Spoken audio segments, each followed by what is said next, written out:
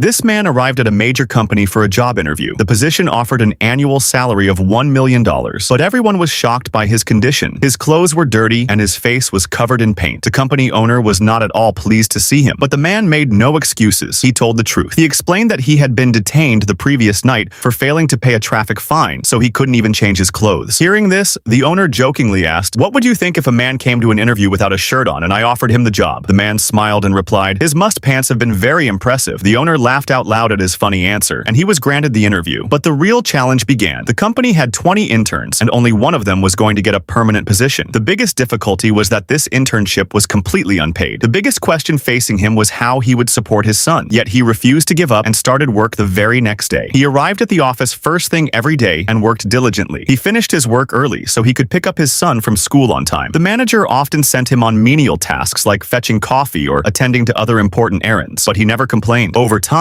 his troubles worsened. Unable to pay the rent, he and his son were evicted from their home. They had nowhere to live. That night, they took refuge in a public restroom. The father spread paper on the floor so his son could sleep comfortably. When someone knocked on the door at night, he sat quietly and covered his son's ears. The man who had bravely faced every challenge until then was completely shattered that night. Yet he refused to give up. During the day, he worked with all his might, and at night, he stood in line with his son to get a place in a homeless shelter. When his son fell asleep, he would sit under dim lights, studying and learning new things. To make